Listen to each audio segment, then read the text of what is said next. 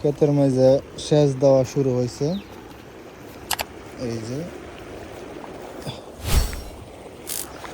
এখান থেকে হচ্ছে পানি নামতেছে ক্ষেতের মধ্যে। আবার এই দিক দিয়ে হচ্ছে একটা ড্রেন করা হয়েছে, ওই পিছনের যে ক্ষেতগুলো আছে ওইগুলাতে পানি দেওয়ার জন্য এটা হচ্ছে পরিষ্কার করা হয়েছে। এখানে পানি দেওয়া হয়েছে মূলত হচ্ছে এই জমিগুলো আছে, এই জমিগুলো লাগানোর জন্য হচ্ছে বীজ রোপণ করা হয়েছে। একেবারে গ্রামের ভাষায় যেটা জ্বালা বলা হয়, অর্থাৎ ধানের বীজ এখানে ফেলানো হবে। এই জন্য হচ্ছে এটা পানি দেওয়া হয়েছে। পানি দেওয়া হচ্ছে এটাকে একটু পরে হচ্ছে হাল চাষ করবে। পানি বাড়ির মোটর থেকে পানি আসছে, হাল চাষ করবে। হাল চাষ করার পরে হচ্ছে কয়েকদিন কাদার নিচে থাকবে।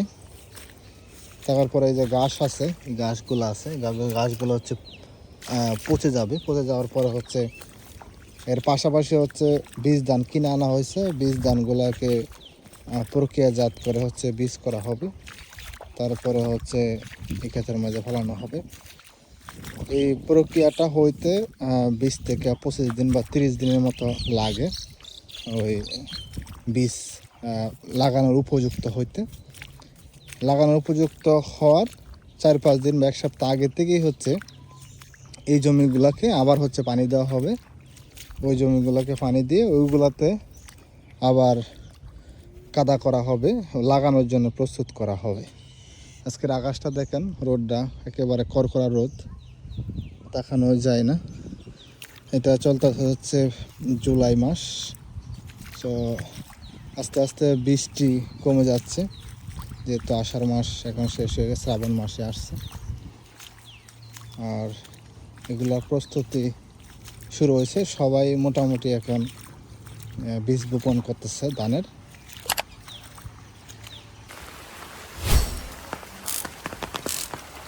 এই গাছে আর মাত্র হচ্ছে 2টা কাঁঠাল আছে। এই বছর কাঁঠালটা ধরছিল কমই।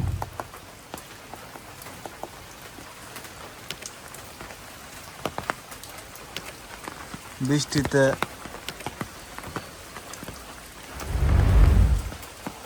আজকের অবস্থাটা দেখেন, 2 দিন ধরে প্রচন্ড আকারে বৃষ্টি হইতেছে।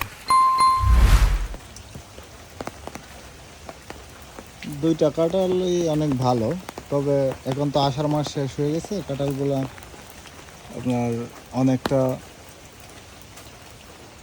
বাড়তি হয়ে গেছে। আগের মতো আর খাইতে এতটা ভালো লাগে না। আর 2 দিন ধরে হচ্ছে একটানা বৃষ্টি হইতেছে। বৃষ্টি হওয়ার ফলে যারা সবজি করছিল, যেমন অনেকে হচ্ছে টমেটো চাষ করতেছে, অনেকে আবার ফুলকপি বাঁধাকপি চাষ করতেছে, তাদের ক্ষেত্রে সমস্যা হবে। আর এই ক্ষেতটা হচ্ছে জ্বালা বীজ, ধানের বীজ বপন করার জন্য হচ্ছে।